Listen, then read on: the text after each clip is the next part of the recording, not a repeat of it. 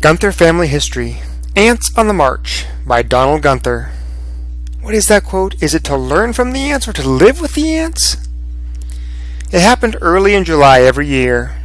Mom would see them and tell the story of how we came to share our house with these little monsters, carpenter ants. We lived with the ants. When Ronnie was in high school biology, his project had been to study ants.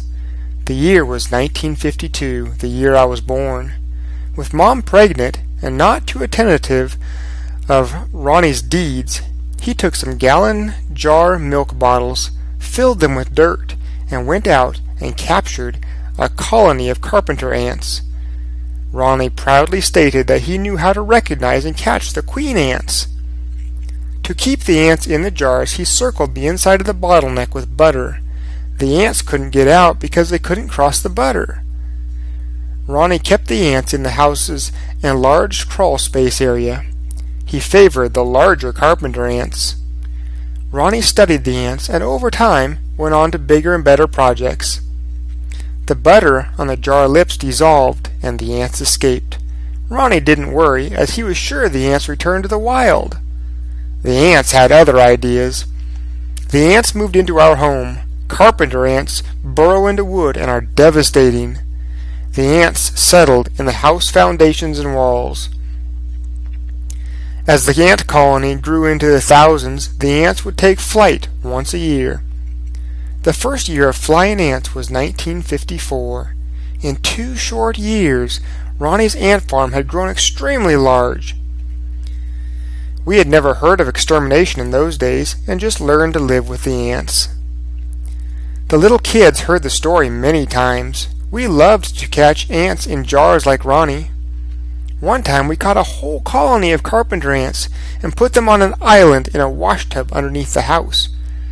We waited a few days for them to nest and then caught a bunch of red ants and dumped the red ants onto the island. A war ensued between the little, more aggressive red ants and the carpenter ants. We watched. The red ants would bite the larger carpenter ants' legs and hang on. The carpenter ants would respond by disembodying the red ants.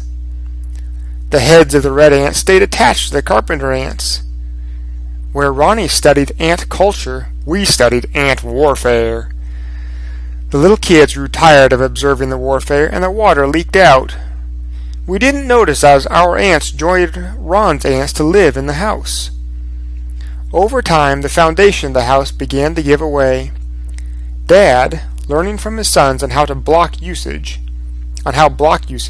they once blocked up his bed after they accidentally broke the bed, blocked up the house. The house foundations consisted of wood blocks. The ants didn't leave and took after the new wood blocks. Dad responded by using treated telephone post sections to keep the house up. The ants met their match and retreated to the walls.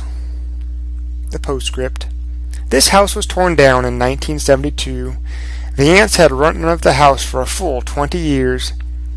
The demolition crew took a large cable and wrapped the house. The ends of the cable were attached to a large cat. The cat moved away from the house and the crew watched, expecting the house to collapse.